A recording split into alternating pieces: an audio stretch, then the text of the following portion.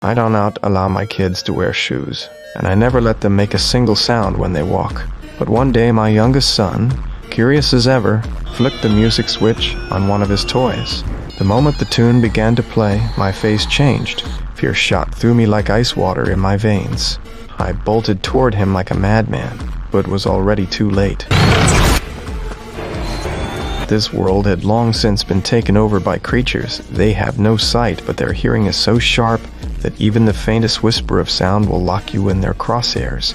And once that happens, death follows. Stay alive. We hid in the basement, living in total darkness day after day. My youngest son's tragic death made us twice as cautious. With every move, we installed 360 Tebri surveillance cameras and a network of warning lights.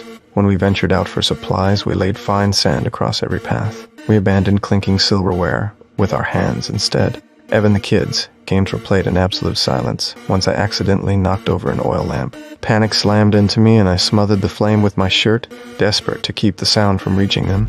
And yet, no matter how careful we were, a new danger came. My wife was pregnant and her due date was near. Why make sure she could deliver in safety? I lined the birthing room with 80 Hape braiders of newspaper, built a soundproof cradle for the baby, and prepared oxygen tanks so he could breathe quietly after birth. Everything was ready. Well, I didn't know disaster was just around the corner. Hunting was another supply run. I decided to take my son with me to teach him firsthand how to survive in this brutal new world. But the memory of his brother death left him hesitant and afraid.